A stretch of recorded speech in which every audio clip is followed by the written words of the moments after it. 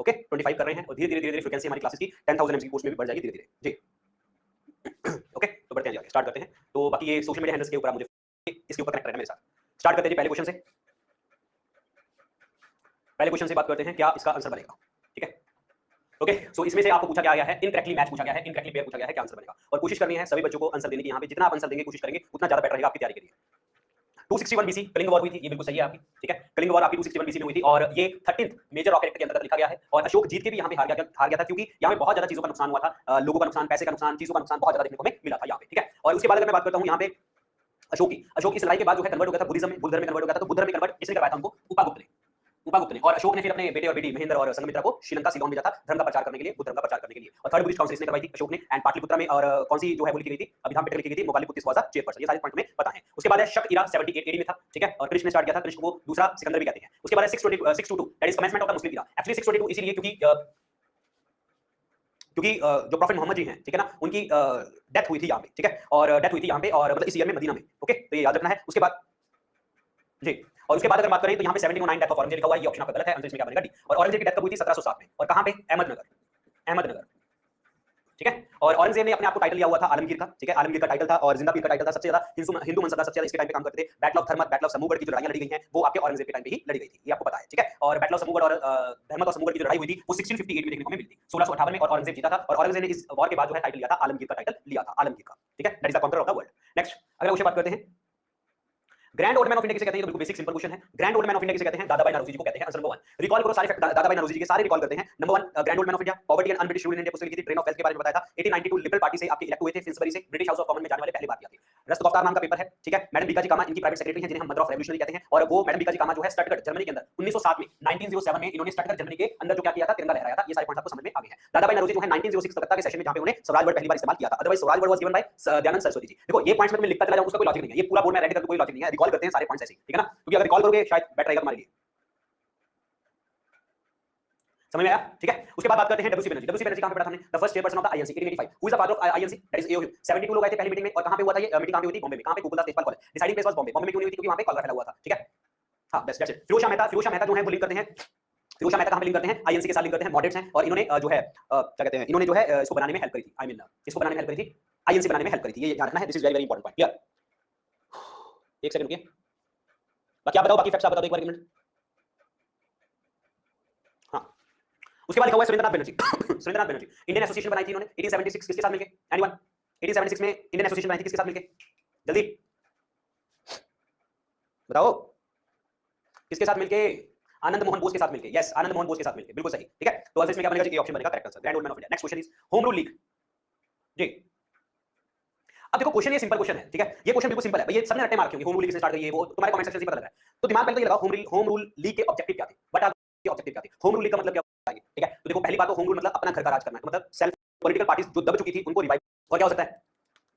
दब चुके थे, जैसे मैंने बात करी कि पॉलिटिकल पार्टीज अपने राइट्स के लिए आप सरकार के अगेंस्ट जो है सको, ये सारी चीजें जो है आपकी मेन ऑब्जेक्टिव में से आती हैं यहाँ पे। दिस इज अब बात करते हैं होम रूल लीग की। होम रूल लीग दो लोगों ने स्टार्ट करी है और आंसर देखो क्या बनेगा इसका? कहां पे option? A option, Annie Besant and Tilak ji. Annie Besant के बारे में हमने क्या क्या पॉइंट पढ़े हैं, रिकॉल करो। एनी बेसेंट कहां से आई थी? आयरलैंड से आई थी, नंबर 1। नंबर 2 एनी बेसेंट ने मद्रास में स्टार्ट किया था, हेडक्वार्टर क्या बनाए थे? अदियार बनाए थे। एनी बेसेंट जो है 1917 पहली विमेन चेयरपर्सन आईएनसी की कलकत्ता सेशन में बैठी थी, विमेन चेयरपर्सन पहली, ठीक है। एनी बेसेंट ने थियोसॉफिकल सोसाइटी ऑफ इंडिया को ज्वाइन किया था इंडिया में आके, जब वो इंडिया में आए थे। और थियोसॉफिकल सोसाइटी ऑफ इंडिया के हेडक्वार्टर कहां पे थे? मद्रास अदियार में थे। और एनी बेसेंट ने सेंट्रल हिंदू कॉलेज स्टार्ट किया था बनारस में, जिसकी जगह के ऊपर बाद में बनारस हिंदू यूनिवर्सिटी बन चुकी थी। वो बनारस हिंदू यूनिवर्सिटी बनाई किसने थी? मदन मोहन मालवीय जी ने बनाई थी, ये याद रखना है। एनी बेसेंट ने लखनऊ पैक्ट में मॉडरेट्स प्लस एक्सट्रीमिस्ट को इकट्ठा किया था, ये भी आपको याद रखना है, ठीक है। थियोसॉफिकल सोसाइटी जो मैंने बात करी कि इंडिया में थी, इंडिया में आके इन्होंने ज्वाइन किया, लेकिन थियोसॉफिकल सोसाइटी कहां की है? न्यूयॉर्क की है, जो हिंदुइज्म की चीजों को फॉलो करती है और इंडिया में भी आते हैं और हिंदुइज्म का रिवाइवल करने में आते हैं। अब बात यहां पे ये आ जाती है कि जो एनी बेसेंट है तो इन्होंने ज्वाइन कर लिया, इनके पहले जो होम रूल जो थियोसॉफिकल सोसाइटी एक्चुअली वो स्टार्ट किसने करी थी? थियोसॉफिकल सोसाइटी एक्चुअली स्टार्ट किसने करी थी? एनीवन किसी को बताओ कमेंट सेक्शन में लिखो फटाफट। Madam Blavatsky and major HS Olcott, ये दो लोगों ने स्टार्ट करी थी, याद रखना है। So all these are very important points, clear. अब आ जाओ तिलक जी के ऊपर। तिलक जी के ऊपर तो कहानी बहुत सारी है, लेकिन थोड़ा बहुत याद रखते हैं। अच्छा तिलक जी जो है इन्होंने जो Swaraj is my birth right and I shall have it ये वर्ड यूज किया था 1916 में। और इन्होंने जो होम रूल स्टार्ट करी थी, कहां पे स्टार्ट करी थी? Home rule that is in the Bombay में, और हेडक्वार्टर बनाए थे महाराष्ट्र में, ठीक है। सॉरी महाराष्ट्र में स्टार्ट करी थी और हेडक्वार्टर बनाए थे पुणे में बनाए थे इन्होंने। और तिलक जी जो है इनकी डेथ हो गई थी 1 अगस्त 1920 को, जिस दिन गांधी जी ने लॉन्च किया था नॉन कॉर्पोरेशन मूवमेंट। और उसी दिन गांधी जी ने तिलक फंड का बात करी थी। और वो तिलक फंड में क्या था कि आप आईएनसी का हिस्सा बन सकते हैं, इस मूवमेंट का हिस्सा बन सकते हैं और सपोर्ट कर सकते हैं इस मूवमेंट को। 1 करोड़ रुपए इकट्ठा हो गया था 1920 में, ये ध्यान रखना है। अगर आपसे पेपर में पूछा what is the logic behind the Tilak fund का लॉजिक यही था, ऐसा नहीं था पेपर में ऑप्शन आता कि तिलक जी की मूर्ति बनानी थी, नहीं ऐसा नहीं था। तिलक जी के जो वो फंड था वो नॉन कॉर्पोरेशन मूवमेंट को सपोर्ट करने के लिए था। अगर पूछा जाए non corporation movement is the continuation of the home rule league, ये मैंने शायद पहले भी बताया था, ठीक है ना, it's a continuation of the home rule league, ये याद रखना है। और गीता रहस्य नाम की पुस्तक, आर्थिक होम टू वेदास पुस्तक, ये किसने लिखी है? तिलक जी ने। दो पेपर लिखे थे, दो पेपर बताए थे मैंने, केसरी और मराठा। केसरी जो पेपर था वो कौन सी भाषा में था? मराठी भाषा में, मराठा पेपर इंग्लिश भाषा में, ठीक है, ये याद रखना। बंगाल में सॉरी बॉम्बे में नेशनलिज्म जो है वो इन्होंने फैलाया था, महाराष्ट्र में नेशनलिज्म इन्होंने फैलाया था। लाल बाल पाल, ये तीन लोग ऐसे हैं जिन्हें एक्सट्रीमिस्ट के नाम से जाना जाता है। लाल लाजपत राय जो पंजाब में है, विपिन चंद्र पाल जो बंगाल में है, और ये बाल गंगाधर तिलक जी कहां पे हैं? That is in the Maharashtra में है। और इनको लोकमान्य तिलक कहते हैं। लोकमान्य टाइटल किसने दिया था? लोगों के द्वारा मान्य, मतलब लोगों ने टाइटल दिया था, ये ध्यान रखना है। दो बार मांडले जेल गए हैं ये। मांडले जेल कहां पे है? मांडले जेल है आपकी म्यांमार बर्मा में। पॉइंट समझ में आया? हुआ रिकॉल सारा? सारे पॉइंट्स रिकॉल हो गए?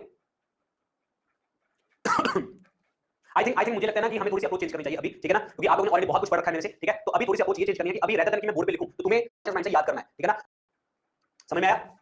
थोड़ी सी अप्रोच हमें चेंज करनी पड़ेगी, खास करके हमारे पेड रिकॉल करने की। डू और डाई का स्लोगन किसने दिया था? अब यहां पे देखो ये क्वेश्चन है, अगर एक चीज बताओ, क्विट इंडिया मूवमेंट याद है तुम्हें? ये क्विट इंडिया मूवमेंट जो है 8 अगस्त 1942 को लॉन्च करी गई थी, ठीक है, और यहां पे गांधी जी ने स्लोगन दिया था डू और डाई। वायलेंट मूवमेंट थी, हिंसाजनक मूवमेंट थी, और it was a leaderless movement, इसका कोई लीडर नहीं था। अगर वहां पे लीडरलेस ऑप्शन नहीं आता तो महात्मा गांधी जी को टिक करना पड़ेगा, ये ध्यान रखना है, ठीक है। और एक चीज यहां पे ध्यान रखिए, मैंने तुम्हें शायद पिछली क्लास में बताया था, जो क्विट इंडिया वर्ड है ये किसने दिया था? देखता हूं मैं आप में से कौन बताता है क्विट इंडिया वर्ड किसने दिया था? मैंने शायद पिछली क्लास में बताया था तुम्हें, क्विट इंडिया वर्ड किसने दिया था? जितना तुम पार्टिसिपेशन करोगे उतना तुम्हारे लिए अच्छा है, मैं तुम्हें बता दूं। यस, यूसुफ मेहरली ने किया था, बिल्कुल, ये यूसुफ मेहरली वही है जिन्होंने साइमन गो बैक का भी वर्ड यूज किया था। अच्छा एक चीज बताओ, साइमन गो बैक की जो बात थी, साइमन कमीशन का बायकॉट करेंगे, कौन से सेशन में हमने डिसाइड किया था कि हम साइमन कमीशन को अब नहीं मानेंगे? कौन से सेशन में था? कौन से सेशन में बात करी थी? 1927। कौन से प्रेसिडेंट थे? President was president was yes MA Ansari, शाबाश, ठीक है, एमए अंसारी। अब आ जाओ पीछे, दोबारा से क्वेश्चन पे आते हैं। सो डू और डाई का यहां पे स्लोगन मिला, ठीक है। ये क्विट इंडिया मूवमेंट जो लॉन्च करी गई थी, कहां से लॉन्च करी गई थी? ग्वालियर टैंक से। ग्वालियर टैंक बॉम्बे में, ग्वालियर टैंक बॉम्बे में स्टार्ट करी गई थी, ठीक है। एक चीज यहां पे ध्यान रखना, जब मैंने तुम्हें बात करी ये 8 अगस्त को स्टार्ट करी थी, शायद मैंने तुम्हें पिछली बार बताया था कि अभी एक पेपर हुआ था किसी पीसीएस का एग्जाम था, उसमें क्विट इंडिया डेट पूछी गई थी, क्विट इंडिया मूवमेंट स्टार्ट हुई थी, तो ना तो उसमें 8 था ना उस कुछ और ऑप्शन थे, उसमें 7 था और 9 था, ठीक है। तो आपको एक चीज मैं बता दूं, शायद मैंने तुम्हें बहुत बार पहले भी बता दिया कि आईएनसी ने इसको लॉन्च किया था 9 अगस्त 1942 को, तो उस ऑप्शन में 9 अगस्त था, तो 9 अगस्त को टिक करके आना था हमें, अदरवाइज 8 अगस्त को था, एक्चुअल डेट वाज 8 अगस्त। समझ में आया तुम्हें? तो इस क्वेश्चन का जो आंसर है वो क्या बनेगा जी आपका? महात्मा गांधी बनेगा, आंसर नंबर डी। डू और डाई का इन्होंने नारा दिया था। अब क्वेश्चन ये है, क्विट इंडिया मूवमेंट जो लॉन्च करी गई थी वो किसके रिस्पांस में लॉन्च करी गई थी? Quit India movement launch on, मतलब किसके रिस्पांस पे? एनीवन? ये रिस्पांस था, मतलब ये हमारा रिस्पांस था। यस, क्रिप्स मिशन, शाबाश। क्रिप्स मिशन कब आया था? 42 में आया था, उसके बाद क्विट इंडिया मूवमेंट हुई थी। क्रिप्स मिशन आया था और उसने बोला था वॉर एडवाइजरी काउंसिल बनाई जाएगी, जीतने के बाद, लड़ाई जीतने के बाद, सेकंड वर्ल्ड वॉर जीतने के बाद डोमिनियन स्टेटस दिया जाएगा, तुम्हें कॉन्स्टिट्यूशन असेंबली बनाई जाएगी, सब कुछ जीतने के बाद होगा, ठीक है। लेकिन यहां पे कहानी यहां पे ये आ जाती है कि गांधी जी ने यहां पे क्रिप्स मिशन के बारे में क्या बोला था? Post dated cheque. Post dated cheque ने क्रम्बलिंग बैंक वर्ड यूज किया था यहां पे, this is very important point, clear, याद रखना। जो ये महात्मा गांधी जी के, देखो यार सीधी सी बात, पूरी हिस्ट्री महात्मा गांधी जी के ऊपर इतने पॉइंट्स हम याद करेंगे नहीं रिकॉल कर सकते, बस 2-4 पॉइंट करके खत्म करते हैं। बेलगांव सेशन कर्नाटक, पहली और आखिरी बार चेयरपर्सन थे 1924, जब देश आजाद हुआ था तो गांधी जी कहां पे थे? नोखाली डिस्ट्रिक्ट में थे, और वहां पे हिंदू मुस्लिम के झगड़े सॉल्व कर रहे थे। गांधी जी जो है कॉन्स्टिट्यूशन असेंबली का हिस्सा नहीं थे, ये याद रखना, कॉन्स्टिट्यूशन असेंबली का हिस्सा नहीं थे। जवाहरलाल नेहरू 1929 पूर्ण स्वराज सेशन, आपको सबको पता है, हमें एक साल में आजादी चाहिए, नॉट एक साल में, पूर्ण स्वराज मतलब कंप्लीट इंडिपेंडेंस की यहां पे बात करी गई थी। अच्छा मैंने तुम्हें अभी एक वर्ड यूज किया कि एक साल में आजादी, एक साल में आजादी किसने स्लोगन दिया था? एक साल में आजादी किसने स्लोगन दिया था? गांधी जी ने। कब? Non cooperation movement, yes, non cooperation movement के टाइम, ठीक है, ओके। तो महात्मा गांधी जी ने अपना जो कहते हैं ना कि अपना दोस्त मित्र और सपोर्टर एक इलेक्शन में खड़ा किया था सुभाष चंद्र बोस जी के अगेंस्ट, ठीक है। तो ये कब? 39 में किया था, त्रिपुरी सेशन में, जिसमें सुभाष चंद्र बोस दोबारा से जीत गए थे, इससे पहले 38 में भी वो जीते थे हरिपुरा सेशन में। अब जब गांधी जी के साथ डिफरेंसेस बढ़ने लगे तो भाई सुभाष चंद्र बोस जी पीछे हट गए। जब सुभाष चंद्र बोस जी पीछे हट गए, जब सुभाष चंद्र बोस जी पीछे हट जाते हैं तो उस टाइम पे temporary president doctor Rajendra Prasad ji को बिठाया जाता है, ठीक है, और ये फॉरवर्ड ब्लॉक कमेटी अपनी स्टार्ट कर लेते हैं। इंडियन स्ट्रगल नाम की ऑटोबायोग्राफी सुभाष चंद्र बोस जी की, याद रखना। सरदार पटेल में सरदार टाइटल इनको बारडोली सत्याग्रह में मिला था 1928, गांव की औरतों ने टाइटल दिया था, Bismarck of India, iron man of India के नाम से इनको जाना जाता है, तो answer number D is the correct answer. और 1931 का कराची सेशन आपको पता होगा, उसमें ये प्रेसिडेंट थे जहां पे फंडामेंटल राइट का ड्राफ्ट तैयार किया गया था, और फंडामेंटल राइट का ड्राफ्ट किसने तैयार किया था? जवाहरलाल नेहरू जी ने किया था। चलिए आगे बढ़ते हैं।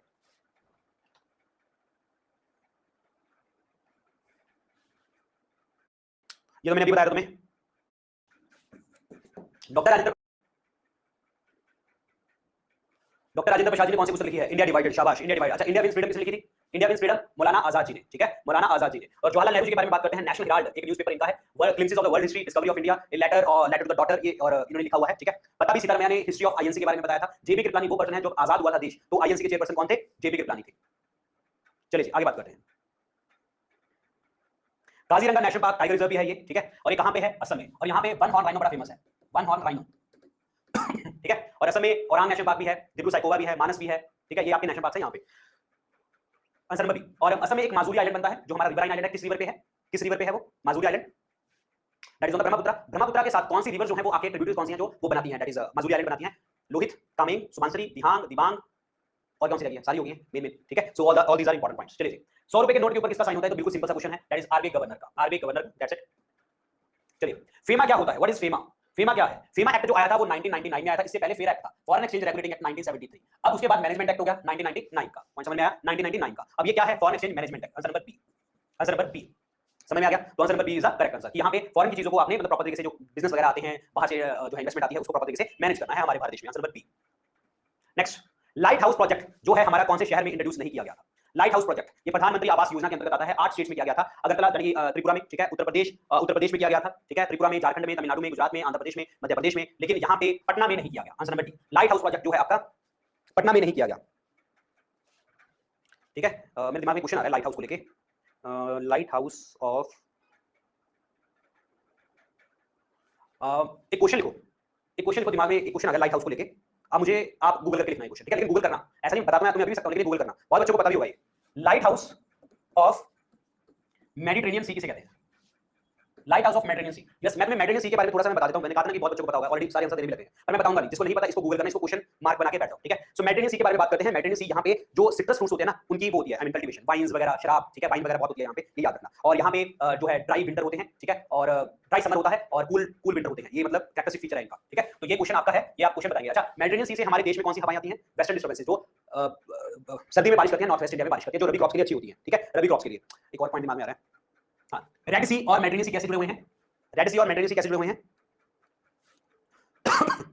रेड सी और मेडिटेरेनियन सी कैसे जुड़े हुए हैं? सुएज कैनाल से। वो सुएज कैनाल जो है वो मैन मेड है, ये याद रखना। चलो, अब मुझे एक चीज बताओ पहले तो, ये देखो लाइट हाउस प्रोजेक्ट। अच्छा, एक चीज बताओ मुझे, एक चीज बताओ मुझे पहले, जिस तरीके से मैं तुम्हें अभी करवा रहा हूँ क्वेश्चन, ठीक है, ये मेरा बहुत नया ट्रेंड है, ये मैं बच्चे हैं, ये उनके साथ मैं टॉपिक वाइज क्वेश्चन दिए गए हैं, जैसे तुम्हें तुम्हारे साथ आज कर रहा हूँ, ठीक है ना, तो हाँ मतलब बूस्ट होता है। दूसरी बात ये है, चलिए ये बताइए, वर्ल्ड का 5th लार्जेस्ट स्ट्रॉन्गेस्ट ब्रांड कौन सा है?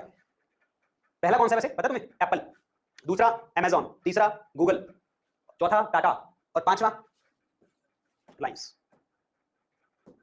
नेक्स्ट, ये बुक देखो यार, ये बुक किसने लिखी है?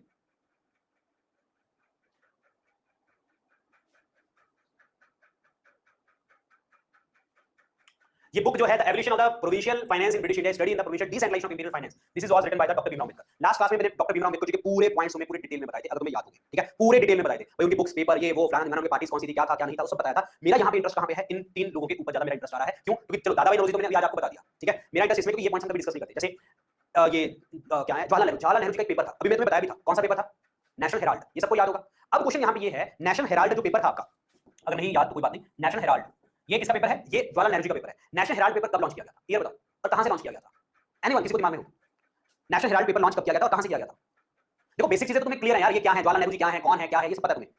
Yes yes, you are right, 1938 National Herald, कहां से, वेयर जगह, लखनऊ, वेयर, लखनऊ से 1938, समझ में आया? लखनऊ से 1938। ये पॉइंट्स ना लिखते रहना, मैं तुम्हें बता दूंगा, मैं कभी डिस्कस नहीं किया तुम्हारे साथ, क्योंकि अब लेवल जो है एग्जाम का वो बेसिक चीजों से हटके ये है, ये भी बेसिक है, लेकिन अब थोड़ा सा इधर उधर की चीजें ज्यादा पूछने लगे एग्जामिनर। जो बेसिक चीजें जो मतलब उसकी रेपिटेशन वाली चीजें ना वो कम, थोड़ी सी कम पूछ रहा है वो। ये नेशनल हेराल्ड पेपर पता होगा सबको, लेकिन ये नहीं पता होगा 38 में लॉन्च हुआ था और ये लखनऊ से लॉन्च हुआ था, तो इन चीजों को ध्यान से समझना, ठीक है। अच्छा, मैंने तुम्हें बात करी थी जवाहरलाल नेहरू जी की बुक्स याद करो, डिस्कवरी ऑफ इंडिया तुम्हें मैंने बता दिया था, discovery of India, glimpses of the world history, ठीक है, लिख लो glimpses of the world history, glimpses की स्पेलिंग देख लेना, glimpses of the world history, a letter to his daughter, a letter to his daughter, write down फटाफट, लिखो फटाफट, a letter to his daughter.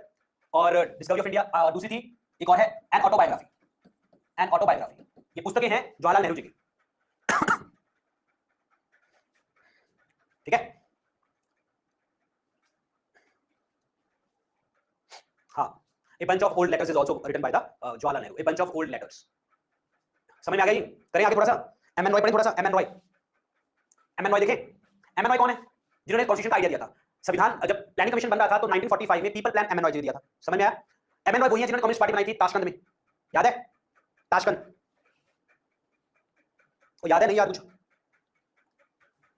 हाँ, अब इनकी बुक्स लिखो, इनकी बुक्स लिखो, एम एन रॉय की जो है पुस्तकें लिखो।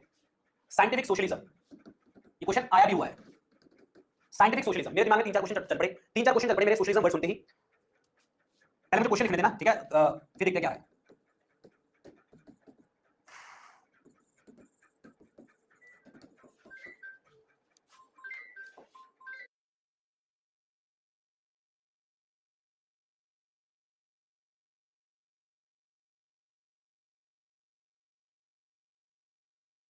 Y socialism, Congress socialist party, Bihar socialist party, socialist pattern of society. चलो इसको बाद में कंटिन्यू करते हैं, पहले इधर चलते हैं। By socialism, by socialism, by the, बोलो बोलो बोलो बोलो, Jayaprakash Narayan. Congress socialist party, Congress socialist party 1934, Acharya Narendra Dev was the president, Ram Manohar Lohia and Jayaprakash Narayan of the part. Bihar Jayaprakash Narayan ji. Socialist pattern of society हमने कब अपनाया था? सोशलिस्ट पैटर्न ऑफ सोसाइटी हमने कब अपनाया था? एनीवन, तुम में से कोई भी बता दे, मैं उसका नाम पकड़ लूंगा जिसने बताया कि सोशलिस्ट पैटर्न ऑफ सोसाइटी हमने कब अपनाया था। हमने मतलब आईएनसी ने, देश ने कब अपनाया था, और कौन सा सेशन था? Socialist pattern of society. एक भी बच्चे ने सिंगल आंसर, एक सिंगल बच्चे ने भी आंसर नहीं दिया मुझे, नहीं पता। ये है जी 1955 अवधि सेशन, 1955 अवधि सेशन में बात करी गई थी, दैट इज द, यस। ये मैं तुम्हें बताता हूं, ये वाले क्वेश्चन, ये सारे क्वेश्चन तुम्हें एक चीज क्लियर करूं, तुम्हारे एग्जाम अभी पास में होंगे तो जितने 10,000 के अंदर जो स्पेशल फोल्डर्स बनाए गए हैं, किसी कोई भी एग्जाम है, चाहे वो स्टेट पीसीएस का एग्जाम है, चाहे वो टीचर का एग्जाम हो, तुम्हारा सारे है, और ये तो पढ़ के जाना, और वो जाना, कोई भी आप इंडिया का एग्जाम दे रहे हो, पढ़ के, जो पुस्तक थी वो थी साइंटिफिक यार ये करेक्ट करो, ये सोशलिज्म पता कहां से आ गया? साइंटिफिक पॉलिटिक्स है, साइंटिफिक पॉलिटिक्स जो है ये बुक है, नॉट सोशलिज्म, साइंटिफिक पॉलिटिक्स, ठीक है। और उसके बाद बियॉन्ड कम्युनिज्म, बियॉन्ड कम्युनिज्म ये एमएनओई की पुस्तक है, और न्यू ओरिएंटेशन, न्यू ओरिएंटेशन ये भी पुस्तक जो है एमएनओई की है। समझ में आया?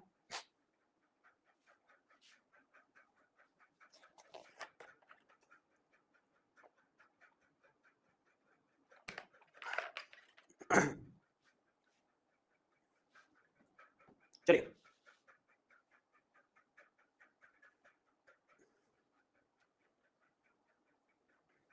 9 मई को हम इथोपिया डे कहते हैं, 9 मई को।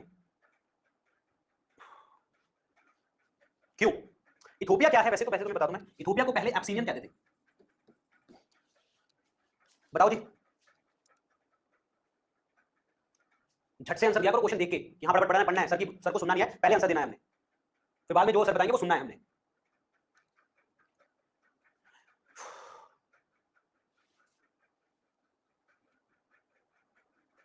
एक्चुअली ये था कि इटली की वॉर चल रही थी, इटली की वॉर चल रही थी इथोपिया के साथ, ठीक है। और 9 मई को हमारे इंडियंस ने इथोपियंस को सिंपैथी देने के लिए ये दिन सेलिब्रेट कराया था।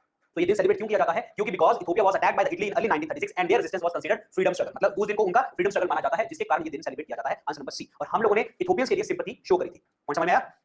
और ये पूरे इंडिया में, ऑल ओवर इंडिया में डेमोन्स्ट्रेशन, ये सब कुछ देखने को आपको मिला था, डेमोन्स्ट्रेशन, पब्लिक मीटिंग्स, ये वो इथोपियंस के लिए की गई थी। अरे तो कभी सुना नहीं तो क्या हो गया? तो अब तो सुन रहे हो, अब तो याद कर लो। कभी नहीं सुना तो अब तो याद कर लो। क्वेश्चन समझो और आंसर देने की कोशिश करो, लॉजिक लगाया करो थोड़ा सा कि हाँ क्या हो सकता है, ये तो तुम्हें याद करना पड़ेगा। देखता हूं मैं वैसे किसी को याद है, अगर किसी को याद होगा। लॉर्ड कर्जन तो सबने पढ़ रखा है, लॉर्ड कर्जन तो सबने पढ़ रखा है। मैंने तुम्हें क्या कहा था, मैं बहुत ट्रिकी क्वेश्चन डालूंगा आज, कुछ तुमने आसान डाले हैं, कुछ मैंने बहुत ट्रिकी डाले हैं आज के लेक्चर में क्वेश्चन।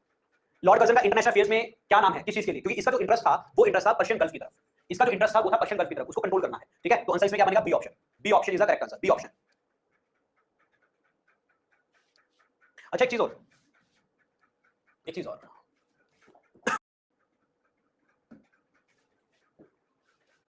ठीक है, दिख रहा है तुम्हें? This is the Persian gulf, ये है पर्शियन गल्फ, दिख रहा है तुम्हें? ठीक है। अब इसके अराउंड कंट्रीज देखो कौन कौन सी है।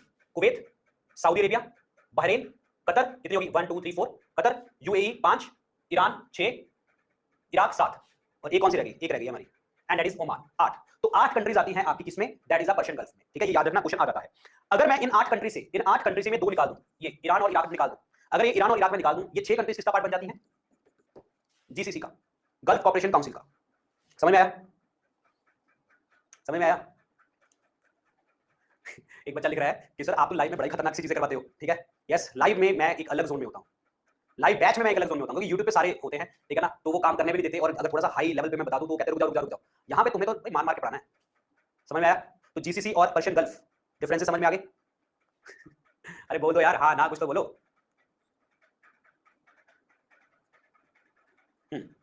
अब क्वेश्चन एक तुम्हारा क्वेश्चन है जो तुम लोगों ने लिखना है, ढूंढ के लेके आना, ठीक है। और अच्छा एक चीज तुम्हें और क्लियर कर दूं, एक ना मार्केट से एक बुक लेना, मार्केट से एक बुक लेना।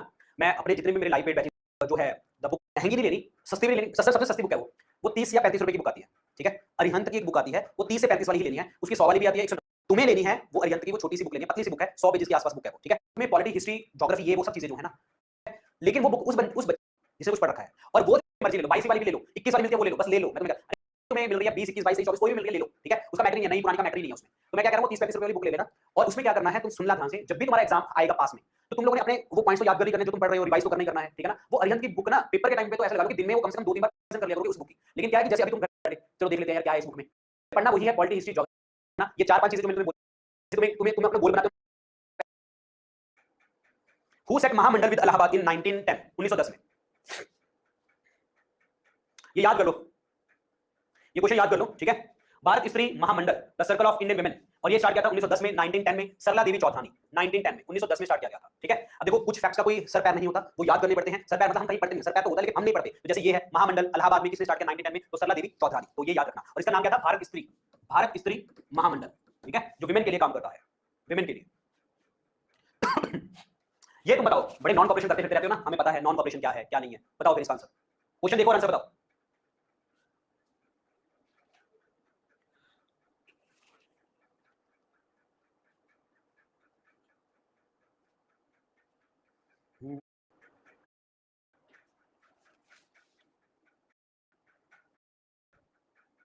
बताओ मैं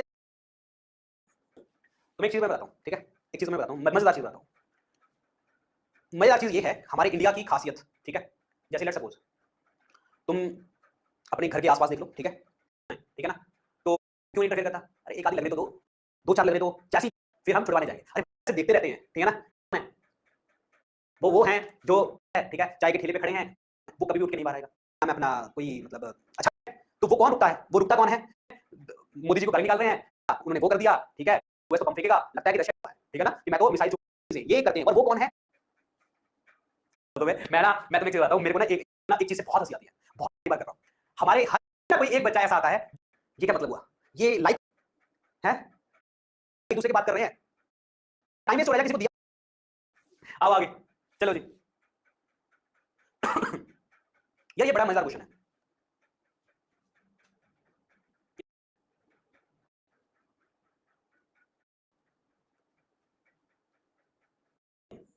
ये पब्लिकेशन स्टार्ट करी थी, answer number A is the correct answer, answer number A Pakhtun, yes answer number 1। एक चीज मैं बताता हूं, इसको आगे हम डिस्कस करेंगे। अंजुमन ए इस्लाह अफगान 1921 में, ये नाम इतना बड़ा है तो लिख लेना, ठीक है ना। ये स्टार्ट किसने किया था, ये इन्होंने स्टार्ट किया था, खान अब्दुल गफार खान जी ने ये स्टार्ट किया था, ये ऑर्गेनाइजेशन, ये मूवमेंट स्टार्ट करी थी। अंजुमन ए जमींदारन ये भी स्टार्ट किया था इन्होंने, ठीक है 27 में। और पश्तून जिरगा 27 में, ये इन्होंने स्टार्ट किए थे। ये कौन है, खान बहादुर गफार खान, ठीक है, ये याद रखना। अब बात करते हैं पख्तून, तो इन्होंने स्टार्ट किया, ये खुदाई खिदमतगर ऑर्गेनाइजेशन, इनसे बिलोंग करते हैं, ये रेड शर्ट ऑर्गेनाइजेशन के नाम से जानते हैं इनको, फ्रंटियर गांधी के नाम से इनको जानते हैं, याद रखना, यंग इंडिया महात्मा गांधी, ठीक है। चलिए आगे बढ़ते हैं,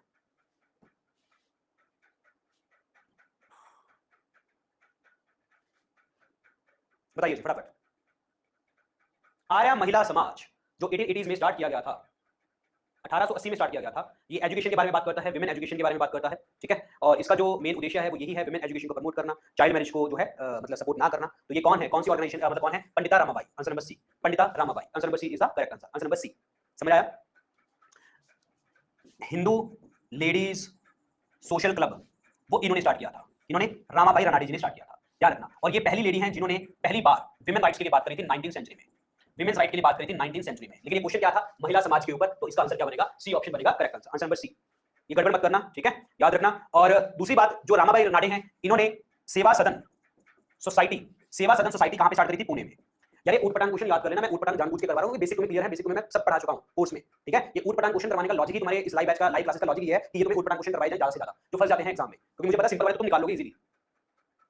answer number C is the correct answer. बाकी दयानंद सरस्वती तो तुम्हें पता है, Arya Samaj, Mool Shankar, India for Indians, go back to Vedas, Swaraj word, Ved Bhasha Bhumika, सत्याग्रह प्रकाश, ये सब कुछ इन्होंने स्टार्ट किया है। विवेकानंद जी, नरेंद्रनाथ दत्ता, विवेकानंद का title Ajit Singh of Khetri, Ramakrishna mission गुरुजी के नाम पे, परमानंद जी के नाम पे, जिनका ओरिजिनल नेम गदोदर चट्टोपाध्याय है। गदोदर चट्टोपाध्याय दक्षिणेश्वर टेंपल था कलकत्ता में, वहां पे पुजारी थे, ठीक है। और विवेकानंद जी बर्थ एनिवर्सरी 12 जनवरी, national youth day, Chicago university 1893, world religious parliament, Indians and Americans are brother and sister, Vivekananda ji. समझ में आया, ये पॉइंट्स समझ आ गए जो मैंने बोले हैं अभी, रिकॉल हुए, थोड़े से रिकॉल हो गए तुम्हें सारे पॉइंट्स ये।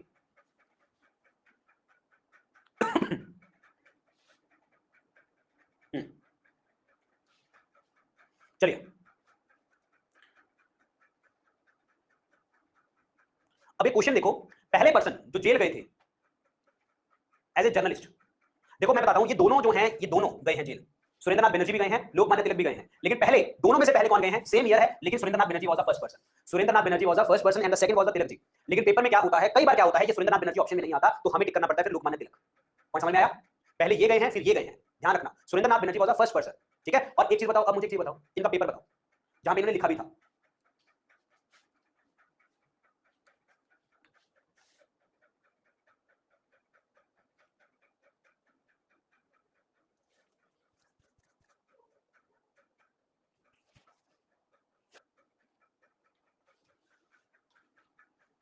यस, बंगाली, बंगाली, शाबाश, ठीक है। रविंद्रनाथ टैगोर जी, पढ़ते हैं रविंद्रनाथ टैगोर जी के बारे में। गीतांजलि 1913 नोबेल पुरस्कार, विश्व भारती यूनिवर्सिटी, और रविंद्रनाथ टैगोर जी गुरुदेव title by the Mahatma Gandhi, and ये इन्होंने टाइटल दिया महात्मा का, महात्मा गांधी जी को। काबुली वाला पुस्तक इनकी है, गीतांजलि पुस्तक इनकी है, पार्ट ऑफ बंगाल कहते हैं इनको, ठीक है। भारत माता की पेंटिंग इनके रिश्तेदार ने बनाई थी, रविंद्रनाथ टैगोर जी ने बनाई थी, ठीक है, याद रखना। यस, ये पर्सन कह रहा है a nation in the making is also by the ये Surendranath Banerjee, a nation in the making, ठीक है, बिल्कुल सही। रविंद्रनाथ टैगोर जी बिल्कुल जनगण मन, नेशनल एंथम, बंगाली भाषा में बंगाली भाषा में 1911 कलकत्ता सेशन, और उसके बाद हिंदी वर्जन हमने अडॉप्ट किया था 24 जनवरी 1950 को। तो 24 जनवरी 1950 को तो हिंदी वर्जन हमने अडॉप्ट किया था, वो हिंदी किसने लिखी थी? हिंदी किसने लिखी थी बताओ? हिंदी वाला वर्जन किसने लिखा था? हिंदी वर्जन किसने लिखा था? मैंने तुम्हें बताया भी था, आबिद अली। यस, आबिद अली, ठीक है। लोकमान्य तिलक पढ़ चुके हैं, गांधी जी पढ़ चुके हैं, आंसर बटी। आओ जी आगे। ये बड़ा मजेदार क्वेश्चन है, ये बड़ा मजेदार क्वेश्चन है। Looking back, his experience in setting up school for women in Poona in 1890s।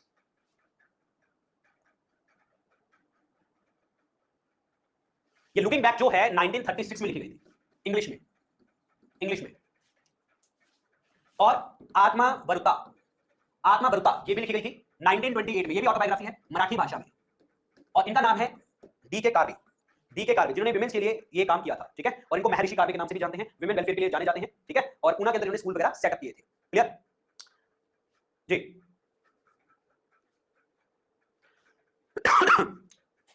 ये पता नाम कहां पे पढ़ा तुमने? ये नाम पता कहां पे पढ़ा है? केटी तिलांग, बदरुद्दीन तैयब जी, केटी तिलांग, बदरुद्दीन तैयब जी, केटी तिलांग, और फिरोज शाह मेहता, फिरोज शाह मेहता। क्या बात है यार, क्या बात है, बहुत बढ़िया। ये बच्चा सही है, सही है, सही है, सही है, सही है। एक ही बच्चा बोल रहा है, मतलब जो मैं बोलना चाहता हूं वो बच्चा बोल रहा है बार-बार कि सर मेरा मेरा आंसर बताओ मेरा। ये तीन लोग जो है ना, इनको कहते थे ट्रायो, टिकड़ी, है ना, तीन बंदे में टिकड़ी बन गया, टिकड़ी मतलब ट्रायो, तीन बंदे बॉम्बे से थे, जिन्होंने ये लिखना है, ये मतलब पॉइंट्स आता है, बॉम्बे ट्रायो किसे कहते हैं, बॉम्बे ट्रायो किसे कहते हैं, ऐसा क्वेश्चन आता है, ठीक है ना। और इन्होंने बॉम्बे ट्रायो ने, इन तीनों लोगों ने बॉम्बे प्रेसिडेंसी एसोसिएशन सेटअप करी थी, बॉम्बे प्रेसिडेंसी एसोसिएशन 1885 में। क्या मैंने ये पहले पॉइंट बता रखे हैं तुम्हें? ये ट्रायो, बॉम्बे ट्रायो वाला मैंने तुम्हें बता रखा है, या बॉम्बे प्रेसिडेंसी वाला मैंने पॉइंट बता रखा है पहले?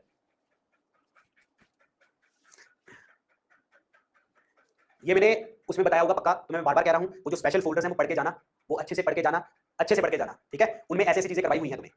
ज्योतिराव फुले, सत्याशोधक समाज, गुलामगिरी, त्रित्यरत्न, ये सब बता रखा है। भीमराव अम्बेडकर जी के बारे में हमने डिस्कस कर रखा है, मूक नायक, सॉरी त्रित्यरत्न इज, त्रित्यरत्न किसकी है? भीमराव अम्बेडकर जी की है, ठीक है ना, ना के इधर त्रित्य, एक मिनट यार, one second, one second, one second. Tritiyaratna, Tritiyaratna is by the, Tritiyaratna किसकी है? ये त्रित्यरत्न ज्योतिराव फुले जी की ही है। गुलामगिरी, त्रित्यरत्न, ये भीमराव अम्बेडकर का मूक नायक पेपर है, ठीक है ना। यस, बिल्कुल आंसर इसमें क्या बनेगा जी आपका? ए ऑप्शन बनेगा correct one. Archaeological survey of India के हेडक्वार्टर, ये तो सबको पता है, और किसने बनाया था? अलेक्जेंडर कनिंघम 1861 में, 1861 में।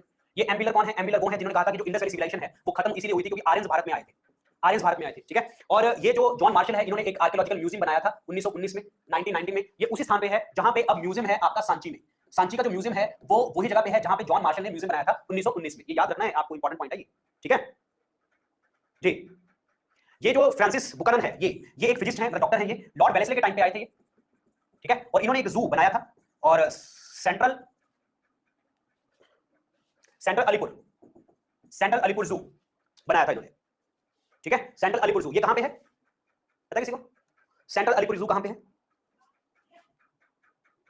बंगाल में कहां पे? बंगाल नहीं, एग्जैक्ट जगह बताओ। ऑब्वियसली बात है कलकत्ता, ठीक है, कलकत्ता में। ये याद कर लो क्वेश्चन, बस ये याद करना है, ठीक है। इनमें से सोशल रिफॉर्मर बेगम रोकेया का कौन सा वर्क नहीं है? मदर इंडिया, फिर मदर इंडिया किसका वर्क है? कैथरीन मायो का, कैथरीन मायो का वर्क है ये, और 27 में उनका वर्क है। Question number C, next question is, Mughal chronicles के बारे में इनमें कैरेक्टरिस्टिक फीचर कौन सा नहीं है?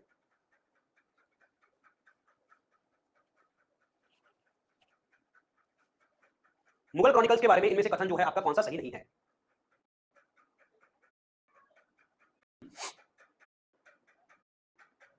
है, बाकी सारे स्टेटमेंट सही हैं भाई। इसमें इवेंट्स है, फैक्चुअल इंफॉर्मेशन है और इनकी इंपीरियलिस्ट आइडियोलॉजीज के बारे में लिखा हुआ है, बट ये कुछ भी वर्णन नहीं किया गया आपका कि ऑथर्स के बारे में कुछ लिखा होगा।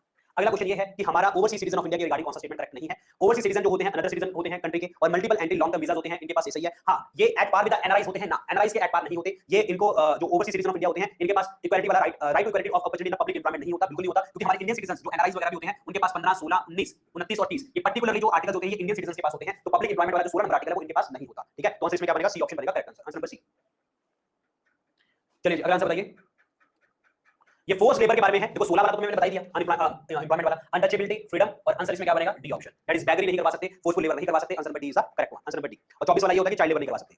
इनमें से कौन सी जो बॉडी है वो आपकी कॉन्स्टिट्यूशनल बॉडी नहीं है? कौन सी बॉडी जो है कॉन्स्टिट्यूशनल बॉडी नहीं है आपकी? जी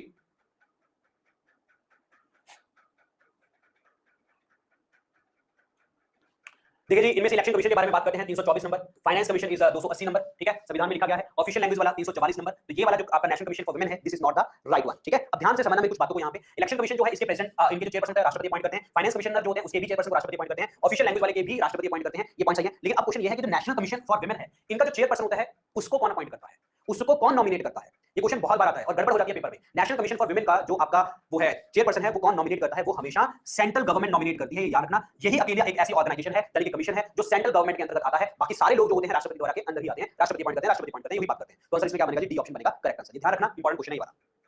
नेक्स्ट, मोनोपोलिस्टिक कंपटीशन का फीचर इनमें से कौन सा नहीं होता? मोनोपोलिस्टिक, जैसे अगर मैं साबुन की बात करूं, अब आपको पता है 10 रुपए की रेंज में कितनी तरह की साबुनें आती हैं, तो that is a monopolistic competition, ठीक है, मोनोपोलिस्टिक कंपटीशन। अब मुझे एक चीज बताओ, उसको उन साबुनों को खरीदने वाले बहुत सारे बायर्स है, बहुत सारे बेचने वाले हैं, ठीक है, हर चीज एक दूसरे से हल्की फुल्की डिफरेंट है। वो कहेंगे कि एक में हमने गुलाब डाल दिया, एक में हमने भाई नींबू डाल दिया, एक में कुछ डाल दिया, एक में कुछ, तो मतलब प्रोडक्ट सेम नहीं है, डिफरेंट प्रोडक्ट है। और दूसरा ये है कि उनकी कंपटीशन सेम होगी सभी में ना, होमोजेनियस तो नहीं होगा, समझ में आया? और ये जो है यहाँ पे जो आपकी सेलिंग कॉस्ट होती है वो यूज करी जाती है प्रमोशंस के लिए, सेल प्रमोशंस के लिए बिल्कुल यूज करते हैं। आपको पता है छोटा सी साबुन हो, बिल्कुल छोटी सी कंपनी हो, वो भी आजकल भाई माधुरी दीक्षित चाहिए, जूही चावला चाहिए, नई नई एक्ट्रेस चाहिए, ठीक है ना, मतलब ऐसी चीजें चाहिए तो सेल प्रमोशन तो करवाते हैं, ठीक है ना, तो ये ध्यान रखना। तो अब यहाँ पे क्या है कि कौन सा प्रमोशन आई मीन कौन सा फीचर नहीं है यहाँ पे, कौन सी चीज नहीं है यहाँ पे? बहुत सारे बाय सेलर होते हैं, डिफरेंशिएटेड प्रोडक्ट होते हैं, ये प्रोडक्ट ये yes product in the market is homogeneous, this is not the right one, this is not the right one, ये आपका सही है, ठीक है, this is not the right one, option number C. ये जो है आपका सेलिंग कॉस्ट ये सेल प्रमोशन का यूज होती है, बिल्कुल सही है। यहाँ पे देखो लार्ज नंबर ऑफ फर्म्स, कोई आए कोई जाए किसी को फर्क नहीं पड़ता, थोड़ा बहुत कंट्रोल रहता है कि हाँ अगर किसी ने 10 की जगह पे 9 कर दिया तो दूसरी कंपनी भी कोशिश करेगी 9.5 कर दिया, 9 के आसपास ले आए। यहाँ पे एक्सपेंडिचर होता है एडवर्टाइजमेंट के ऊपर, तुमने बताया ना कि अलग-अलग चीजें लेके आएंगे भाई, करनी है। प्रोडक्ट की वेरिएशन तो होती है, प्रोडक्ट सेम नहीं होता, प्रोडक्ट डिफरेंशिएशन होती है, यहाँ पे प्रोडक्ट सेम नहीं होता, होमोजेनियस नहीं होता, तो this is the monopolistic competition.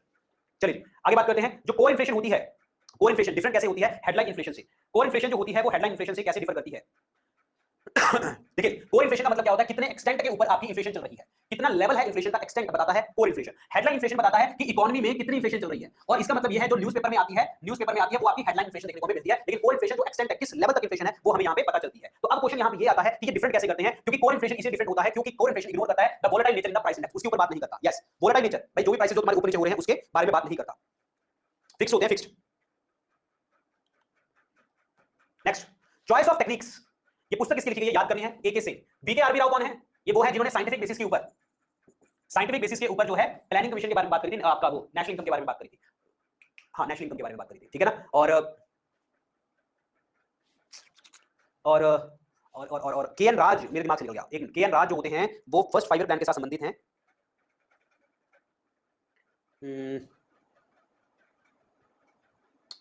अरे यार के एन राज किसके साथ संबंधित है? फर्स्ट 5 ईयर, अरे दिमाग से निकल गया। राइट, एक क्वेश्चन लेके आना, मैं तुम्हें नेक्स्ट क्लास में बताऊंगा, ठीक है। के एन राज जो है 5 ईयर प्लान के साथ संबंधित, मेरे दिमाग में नहीं आ रहा वो क्या था पॉइंट, ठीक है। सो मेरे साथ बहुत कम होता है ऐसा कि जो मतलब मेरे पॉइंट खटक गया तो खटक जाता है, ठीक है ना। के एन राज फर्स्ट 5 ईयर प्लान के साथ कुछ संबंधित है, किसी को आइडिया है के एन राज किसके साथ संबंधित है?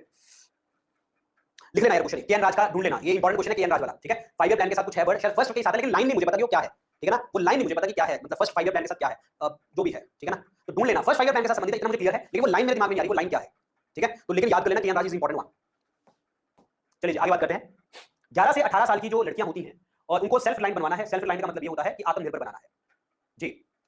Rajiv Gandhi scheme for empowerment of adolescent girl, ये है आपका, ये जिसे हम सबला स्कीम के नाम से भी जानते हैं, Sabla. Rajiv Gandhi scheme for empowerment of adolescent girls, जिसमें 11 से 18 साल की लड़कियों को जो है एम्पावर करने की बात करते हैं। यहाँ पे उनको न्यूट्रिशन देने की बात करते हैं, फॉलिक एसिड देने की बात करते हैं, हेल्थ चेकअप्स के बारे में बात करते हैं, न्यूट्रिशन प्रोविजन की बात करते हैं। तो दिस इज ए ऑप्शन बनेगा correct answer, this is the Rajiv Gandhi programme, ठीक है। और इनका जो मेन एम है हेल्थ, हाइजीन, न्यूट्रिशन और ये रिप्रोडक्टिव और सेक्सुअल हेल्थ के बारे में, बच्चे की, फैमिली की, चाइल्ड केयर के बारे में बात होती है। यहाँ पे इंपॉर्टेंट क्वेश्चन है ये वाला।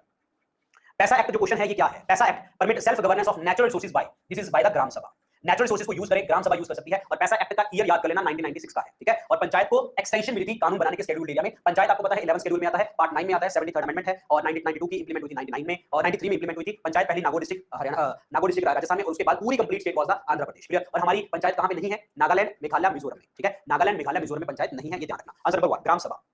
WTO का मेंबर इनमें से कौन सा नहीं है? WTO में Japan, China, Russia full time member है, लेकिन ईरान जो है एक ऑब्जर्वर मेंबर है यहाँ पे। WTO के हेडक्वार्टर्स कहां पे? जिनेवा में है। WTO बना कब था? 1 जनवरी 1995 को, ठीक है। और अगर आपसे पूछा मार्केश ट्रीटी किसके साथ संबंधित है? Marrakesh treaty is related with the WTO, ठीक है। और आपका जो गैट है, general agreement on tariff and trade, ये वाला उसका जो 8वां राउंड है, जिसे हम रुकवे राउंड कहते हैं, वो भी इसके साथ संबंधित है, WTO के साथ। रुकवे राउंड को चेयर कौन कर रहा है? डंकल। डंकल अकॉर्ड के अकॉर्डिंग आपका WTO बना है, वो भी इनके साथ संबंधित है, क्लियर। तो ये आपके पॉइंट है, याद रखना।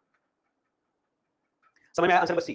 चलिए स्टैंड अप एंटरप्राइजेस क्या है? ये स्टैंड अप एंटरप्राइजेस जिसमें शेड्यूल कास्ट और जो आपके शेड्यूल ट्राइब हैं, खास करके विमेंस को, उनको एंटरप्रेन्योरशिप के लिए बात करनी है। मिनिस्ट्री ऑफ फाइनेंस के अंतर्गत आती है, मिनिस्ट्री ऑफ फाइनेंस के अंतर्गत आती है, department of social financial and services के अंतर्गत आती है, department of financial and services के अंतर्गत। तो अब यहां पे ये आता है स्टैंड अप एंटरप्राइजेस। ये एस्टैब्लिश किया गया था कौन से सेक्टर के लिए? जहां पे 10 लाख से 1 करोड़ रुपया जो है लोन मिलता है। यहां पे 10 लाख से 1 करोड़ रुपया फार्मिंग सेक्टर के साथ संबंधित है ना। ये एंटरप्रेन्योरशिप की बात करते हैं, ये मैन्युफैक्चरिंग सेक्टर के साथ, सर्विस सेक्टर के साथ और ट्रेडिंग सेक्टर के साथ संबंधित है। आंसर इसमें क्या बनेगा? डी ऑप्शन बनेगा correct answer. Answer number D. Answer number D.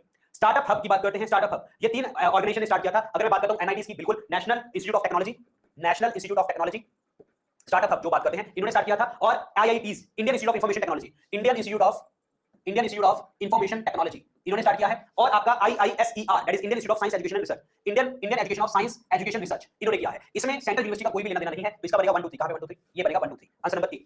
Answer number A is the correct answer. Central university का कोई भी लेना देना नहीं है, ठीक है जी। और एक चीज मैं बता दूं, इनके साथ जो है नाइपर भी आती है। नाइपर क्या है? National institute of pharmaceutical education research. ये फार्मास्यूटिकल वाले भी आते हैं यहाँ पे, फार्मास्यूटिकल वाले भी आते हैं। ये 3 ऑप्शन तो नहीं है, नाइपर भी आता है। नाइपर मतलब national institute of pharmaceutical and education research. अच्छा एक चीज बताओ, डिपार्टमेंट ऑफ फार्मास्यूटिकल जो होता है, डिपार्टमेंट ऑफ फार्मास्यूटिकल वो कौन सी मिनिस्ट्री में आता है? डिपार्टमेंट ऑफ फार्मास्यूटिकल,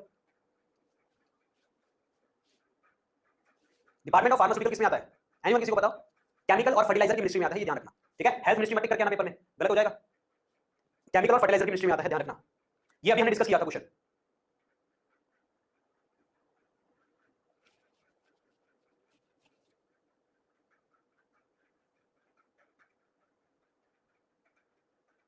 जी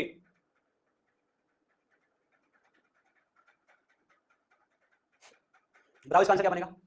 देखो यहाँ पे एससी एसटी को देंगे, 1 विमेन बॉर्डर को देंगे, 10 लाख से 1 करोड़ रुपए मिलेगा, लेकिन रूरल यूथ बॉर्डर के लिए नहीं है, विमेन के लिए है, ध्यान रखना। आंसर क्या बनेगा? डी ऑप्शन बनेगा correct answer. D option, D option बनेगा करेक्ट वन, डी ऑप्शन। अगर फिक्स एसेट जो है, लाइक फॉर एग्जांपल जो आपका घर है वो फिक्स एसेट है आपका, ठीक है ना। अगर उसकी जो वैल्यू है अगर वो कम हो रही है, यानी कि डेप्रिशिएट कर रही है, वो किसकी एग्जांपल है? मैंने तुम्हें कहा इसको बिल्कुल बेसिक एग्जांपल है। जो तुम्हारा घर है वो तुम्हारा एक फिक्स एसेट है कि भाई ये ही रहेगा, ये पुश्ता तक यही चलेगा। वो अलग बात है भाई, वो अलग बात है कि तुमने 5 साल में नया घर ले लिया, कहीं और ले लिया, नहीं तो वही घर रहेगा आपका, ठीक है ना। फिक्स एसेट होते हैं वो, घर वालों घर इतनी जल्दी नहीं बनते, ठीक है। तो फिक्स एसेट है, तो डेप्रिसिएशन अगर हो रही है, उसमें घाटा पड़ रहा है, तो वो क्या है? वो ये है कि आपने जो रेवेन्यू एक्सपेंडिचर है, रेवेन्यू एक्सपेंडिचर किया है, यहाँ पे डेफर्ड डुफर्ड कुछ नहीं आएगा, ये आपका आएगा रेवेन्यू एक्सपेंडिचर। भाई तुमने घर जो बनाया था वो आपने लगा दिया, खर्चा कर दिया, खर्चा करके अब आप सोचेंगे कि हाँ मेरे घर की वैल्यू बढ़ेगी, विदिन ईयर्स बढ़ेगी। जो आज से 5-10 साल पहले घर 10 लाख रुपए के थे, वो आज 50 लाख के हो रखे हैं, ज्यादा भी हो सकते हैं, अलग अलग एरियाज में डिपेंड करता है, अलग अलग एरियाज में। तो 50 लाख का घर हो रखा है तो उसकी वैल्यू एप्रिशिएट करिए। अगर वो वैल्यू डेप्रिशिएट करिए तो मतलब क्या हुआ कि हाँ जो उसने लगाया था भाई वो भी खर्चा पूरा नहीं हो रहा। Answer number D. चलिए जी, IFRS क्या है? ये फुल फॉर्म है ये, ठीक है। एक्चुअली ये जो रूल्स होते हैं जिसमें फाइनेंशियल स्टेटमेंट्स को कंसिस्टेंट, ट्रांसपेरेंट और पूरा का पूरा कंपैरेबल बनाया जाता है पूरे के पूरे फाइनेंशियल इंस्टीट्यूट्स में, ठीक है। तो this is IFRS। What is this? This is the international financial reporting standard.